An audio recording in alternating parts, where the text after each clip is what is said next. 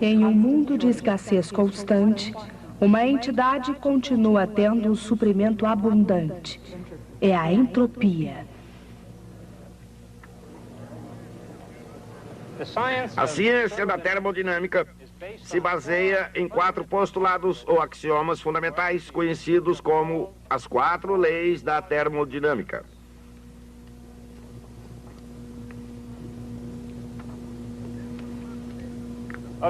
Dessas 4 leis, a segunda foi a primeira a ser descoberta. A primeira foi descoberta em segundo lugar, a terceira a ser descoberta recebeu o nome de Lei Zero, a quarta é a chamada terceira lei. Mas apesar disso tudo, faz sentido, pois a termodinâmica é a parte mais lógica da ciência. Permitam-me explicar brevemente o que significam essas 4 leis. A Lei Zero diz simplesmente que a ideia de temperatura faz sentido. A primeira lei é a conservação de energia. A segunda lei é o princípio da entropia. E a terceira lei diz que existe uma temperatura tão baixa que ela jamais poderá ser atingida.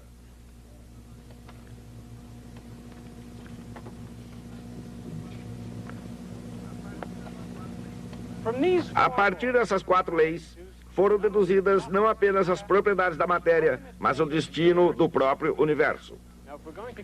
Mas se quisermos chegar a algum lugar, é melhor começarmos agora. A Academia de Bilhar de Choque é uma espécie de santuário, onde por trás da luz forte dos refletores, celebridades do esporte, figuras da alta sociedade e capitães da indústria se reúnem movidos por um interesse comum. Alguém pode ficar imaginando como esses cavalheiros conseguem manter seus nomes longe dos jornais. Isto para não falar das revistas eruditas. Observador casual poderia perguntar: o que cidadãos decentes como esses estão fazendo num lugar como este?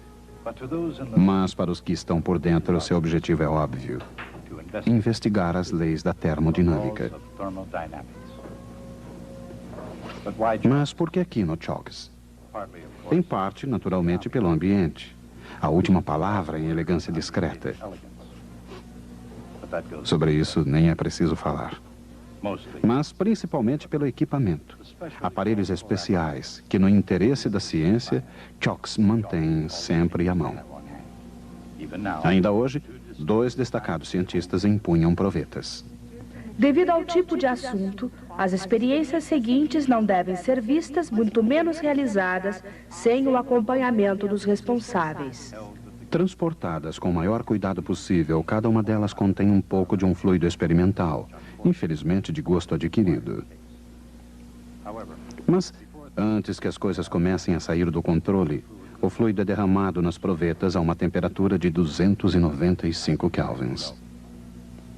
E com precisão científica, são acrescentados vários cubos geométricos de H2O cristalino. A temperatura inicial dos cristais é de 273 kelvins.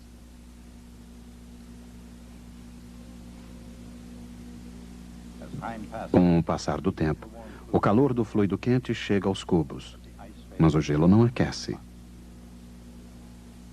Os cubos não derretem imediatamente, o que provocou uma controvérsia científica, o que, é claro, exigiu mais testes. Em 126 experiências, quem está contando? Nenhum dos cientistas de Chalks conseguiu constatar um único caso de um cubo de gelo quente. Mas, por outro lado, eles descobriram uma diluição das propriedades do fluido experimental. O gelo, permanecendo a uma temperatura constante de 273 kelvins, derrete, transformando-se em água quando o calor flui até ele.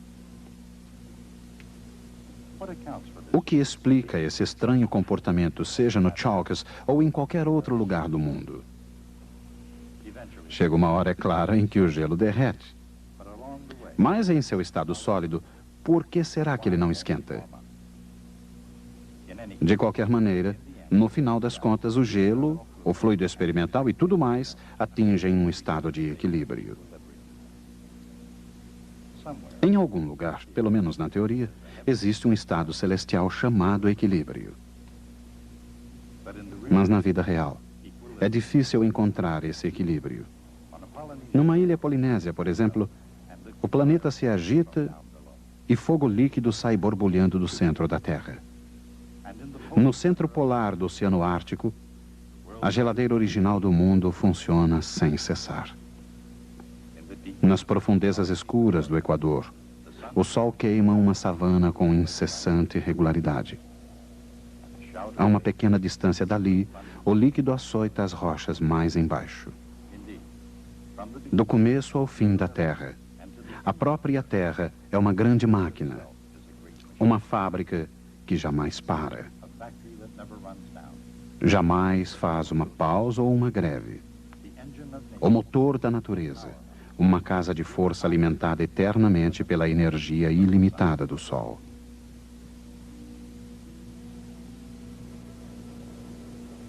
Sejam os ventos alísios dos oceanos, ou os motores diesel dos navios que por eles navegam, todos os motores funcionam porque o calor em movimento pode colocar a matéria em movimento.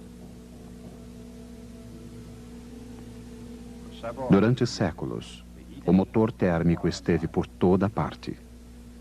Mas no passado, ou no presente, o calor propriamente dito vai sempre, naturalmente, numa única direção, da alta para a baixa temperatura.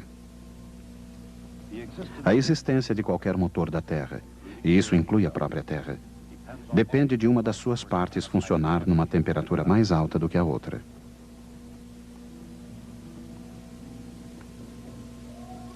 No motor da natureza, por exemplo, fortes correntes são impulsionadas através da atmosfera terrestre pela diferença entre a temperatura do Equador e a temperatura dos polos.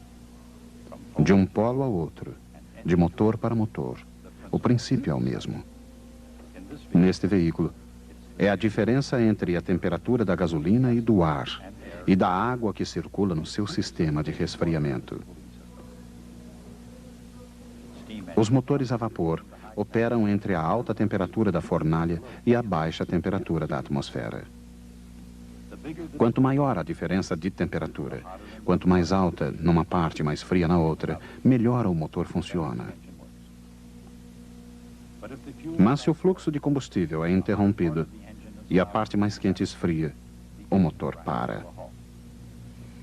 Naturalmente, isso pode significar problemas. Caso todas as partes do motor tivessem a mesma temperatura, se todo o movimento cessasse e não restasse qualquer vitalidade, o motor atingiria seu estágio final, o estado de equilíbrio.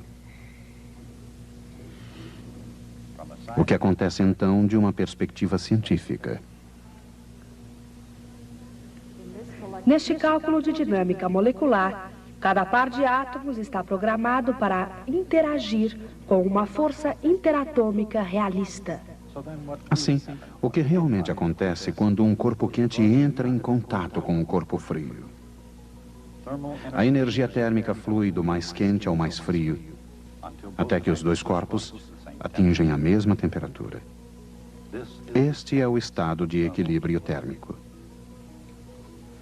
À primeira vista, o equilíbrio térmico parece diferente da ideia mecânica de equilíbrio estável, que impede que um corpo caia. Mas vamos olhar melhor. Quando um corpo em queda chega ao chão, cada salto é menor do que o último. Isso acontece porque a energia cinética do corpo como um todo se transforma nos movimentos caóticos dos átomos que o compõem. Esse processo é semelhante ao calor que flui até um corpo frio. O resultado final é o mesmo. Toda energia disponível acaba sendo compartilhada como energia cinética e potencial dos movimentos aleatórios de todos os átomos. Assim, embora a ideia de equilíbrio pareça o máximo em matéria de serenidade, essa concepção esconde o movimento intenso dos átomos no seu interior. Assim, a compreensão do equilíbrio é uma questão de perspectiva, de ver dentro e além.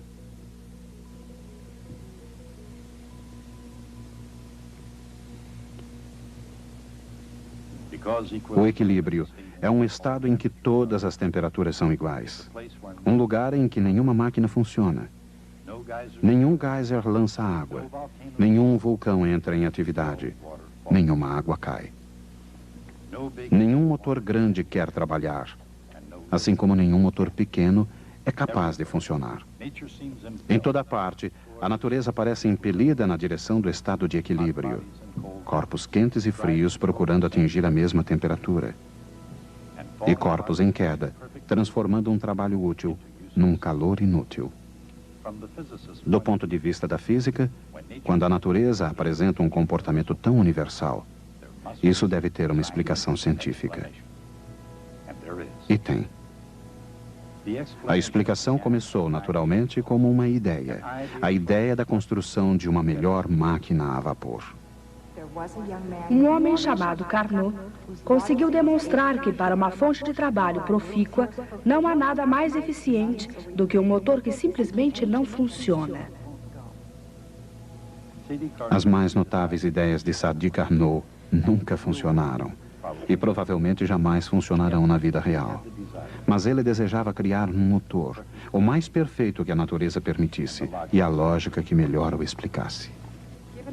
Dada a diferença de temperaturas, uma temperatura alta, TI, e uma baixa temperatura, T0, Carnot concebeu uma perfeita abstração. Seu motor recebe calor QI da alta temperatura, transforma parte dele em trabalho W, expelindo o restante, Q0, na forma de calor, para a fonte de temperatura mais baixa. Como o ciclo de Carnot era capaz de funcionar igualmente bem na direção oposta, ele era a própria imagem do motor ideal, a máquina mais eficiente permitida pelas leis da natureza. Mas com a morte prematura de Carnot, suas ideias, praticamente ignoradas desde o início, pareciam destinadas ao esquecimento. Elas provavelmente teriam acabado aqui, se dois grandes cientistas não tivessem se interessado pela teoria de Carnot. Rudolf Clausius, um físico alemão, e William Thomson, um professor de filosofia de Glasgow, que se transformaria em Lord Kelvin, resgataram os escritos originais de Carnot e, a partir dessas mesmas páginas, criaram a ciência da termodinâmica. No raciocínio de Carnot, Clausius e Thomson perceberam um fato notável, e os perceberam nos termos de uma surpreendente simplicidade matemática. No motor ideal de Carnot, a razão do calor recebido e do calor desperdiçado era a mesma razão das duas temperaturas absolutas necessárias para acionar o motor. Este era o ideal, nascido da imaginação de Carnot. Algo que entra é igual ao que sai. E se isso não é o calor ou a temperatura, o que seria então? É o calor dividido pela temperatura na qual ele flui. De acordo com Clausius, isso é entropia. No motor de Carnot, a entropia flui de uma fonte de alta temperatura, cumpre a sua missão, e a mesma quantidade de entropia flui para fora numa baixa temperatura. Assim, um motor ideal não apenas conserva a energia, ele conserva também a entropia. Isso é o ideal. Mas e a realidade? Na vida real, com um motor que ressoa e resfolega, o que acontece de verdade? Antes de mais nada, todos os motores conservam energia. O trabalho realizado é igual à diferença entre o calor que entra e o calor que sobra. Mas utilizando as mesmas temperaturas, um motor real realiza menos trabalho que o ideal de Carnot. Ele faz menos trabalho, deixando uma maior quantidade de calor a ser liberada.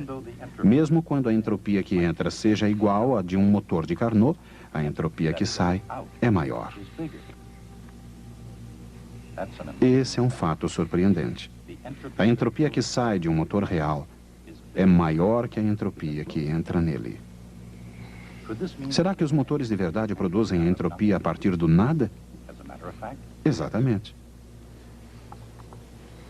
E isso acontece porque nos motores de verdade, o fluxo de calor não é isotérmico.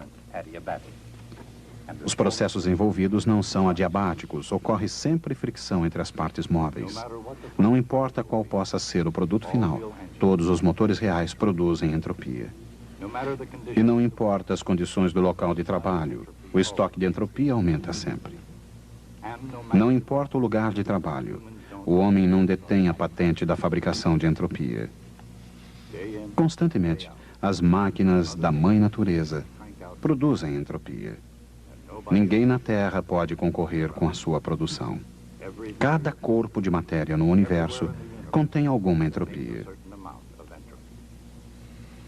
Embora nem sempre seja fácil determinar a quantidade de entropia de um corpo, não é difícil determinar quando a entropia flui de um corpo para outro. Se o calor flui de um corpo a temperatura T, a entropia do corpo diminui em Q sobre T. Se o calor entra, a entropia do corpo aumenta dessa mesma quantidade. Através do cosmos, sempre e onde quer que flua o calor, a entropia flui junto com ele. Todos os motores extraem o calor de alguma parte. O sol, talvez, ou a caldeira de um navio, usam parte dele para realizar trabalho e liberam o restante. Onde é liberado esse calor não é algo muito importante. Ele flui na atmosfera, no mar, qualquer lugar frio e grande o suficiente para não ser afetado por esse fluxo de calor. Os motores concebidos pelo homem operam da mesma forma que aqueles concebidos pela mãe natureza. Enquanto o calor fluir de temperaturas altas para temperaturas baixas, o mundo continua em movimento. Enquanto houver combustível, carvão, petróleo, madeira, ou o que quer que seja que produza energia, as coisas continuam se movimentando. Mas se o fornecimento de combustível é interrompido, o calor deixa de fluir. O corpo esfria. Sua temperatura vai declinando pouco a pouco. Quando sua temperatura é a mesma do meio ambiente, ele atingiu um estado de equilíbrio. Enquanto o calor fluir e um corpo quente seja mais quente que o frio, a entropia aumenta. E continuará aumentando, até que nada mais possa acontecer além do estado de equilíbrio. Caso isso aconteça, a entropia para de crescer. Em outras palavras, o estado de equilíbrio é o estado de entropia máxima. Todos os processos da natureza podem ser admitidos como impulsos constantes para aumentar a entropia do universo. Embora esses fatos sejam aceitos pela maioria dos círculos científicos, alguns pesquisadores dedicados não acham que sejam o suficiente. Pois existe um fato que ainda deixa perplexos os mais curiosos. Embora o gelo derreta quando o calor flui através dele a partir do fluido experimental, ele não aquece enquanto restar alguma parte sólida. Por quê? Um fluxo de calor provoca a transformação de gelo em água, mantendo sua temperatura constante. Assim, ao se transformar de gelo em água, a entropia da água aumenta. Isso significa que a água é um estado de entropia mais alta que o gelo. Na verdade, qualquer sólido se encontra num estado de entropia menor do que a mesma matéria na forma líquida. O líquido é um estado mais desordenado da matéria do que o sólido. Ele possui maior entropia. Na Terra e no mar, ou no mar sobre a Terra, ou em qualquer lugar do universo, o aumento da entropia significa o aumento da desordem. O próprio gelo, um sólido cristalino, é um estado de matéria em que as moléculas existem numa estrutura ordenada, geometricamente simétrica. Num sólido, quando os átomos se aglomeram na configuração mais favorável, as moléculas são dispostas de maneira a reduzir sua energia potencial ao mínimo. Com a água, a situação é bem diferente. Lembrem-se de que as moléculas dos líquidos têm um movimento caótico. São dispersas e desorganizadas. Naturalmente, as moléculas do líquido não reduzem ao mínimo o seu potencial energético como fazem os sólidos. Assim, os líquidos não apenas apresentam mais entropia do que os sólidos, eles possuem também uma maior energia potencial e, portanto, mais energia total. Derreter ou não derreter? Eis a questão. Se a dinâmica não é tão clara quanto o cristal, neste caso um cristal de gelo, procuremos observá-la do ponto de vista do cubo de gelo. Se o gelo derreter, ele vira água, um estado de maior entropia. Isso é bom. A natureza adora aumentar a entropia. Mas antes de derreter, antes de se tornar água, o gelo deve também aumentar a sua energia, o que exige que extraia energia do resto do universo. Mas se a energia térmica sai do mundo para o gelo, isso reduz a entropia do universo, o que não é bom. Qual o problema? A entropia do resto do mundo diminui na proporção da energia que flui dividida pela temperatura. Lembre-se, a natureza deseja sempre aumentar a entropia. Neste caso, a entropia do gelo mais o restante do universo. Se a temperatura for muito baixa, isso é certamente muito ruim. O gelo derretido causaria uma grande redução na entropia de todo o universo. Se a temperatura for muito alta, isso não é tão ruim. A entropia combinada aumenta quando o gelo derrete. É por isso que, no grande esquema do universo, o gelo jamais derrete numa temperatura muito baixa. E o gelo jamais existe numa temperatura muito alta. Enquanto isso, de volta ao Chalkes, para não falar do universo, existe uma temperatura intermediária na qual nem o gelo nem a água são favorecidos. É a única temperatura na qual o gelo e a água podem existir juntos. É por isso que essas provetas científicas não se aquecerão até que todo o gelo tenha derretido. Usemos a linguagem científica no Chalkes. A quantidade que a natureza se esforça para aumentar não é simplesmente a entropia do gelo. Numa determinada temperatura, é a entropia menos a energia sobre a temperatura do gelo. À medida em que a energia menos a temperatura vezes a entropia de qualquer amostra diminui, a entropia de todo o universo aumenta. E menos TS é chamada energia livre. Embora não exista almoço grátis, existe muita energia livre.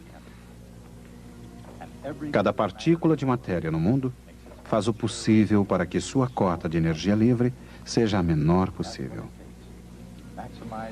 É isso o necessário para aumentar ao máximo a entropia do universo.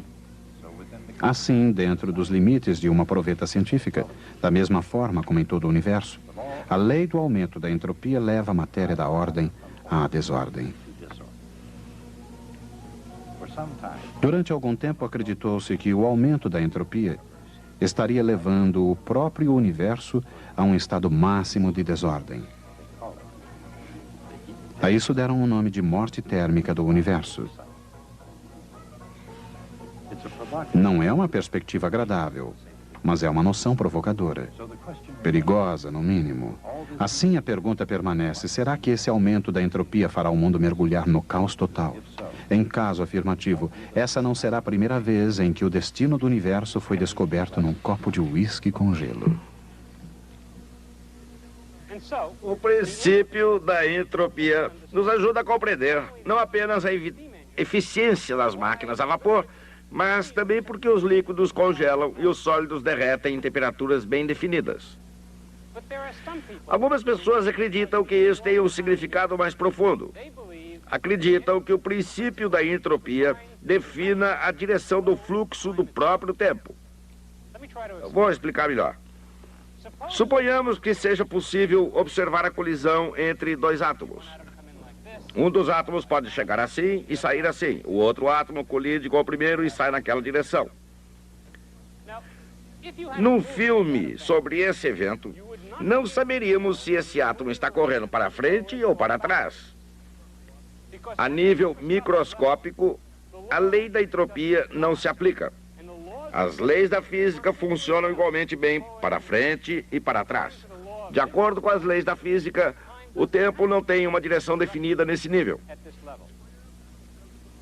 Suponhamos que estamos observando alguém deixar cair uma bola de uma torre. Num filme, não saberíamos se ela está andando para frente ou para trás.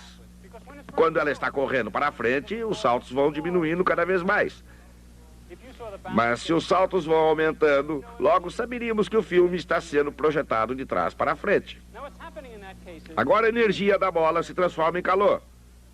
Isso aumenta a entropia do universo. E você sabe que a maneira correta de mostrar o filme é na direção em que a entropia aumenta. Isso define a direção do fluxo de tempo. Alguns acreditam que a segunda lei da termodinâmica define a direção do fluxo do tempo.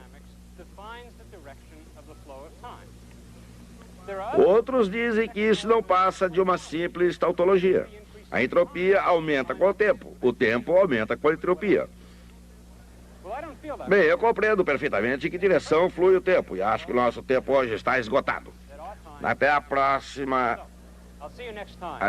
vez. Ou, se a entropia diminuir, até a última vez em que nos vemos.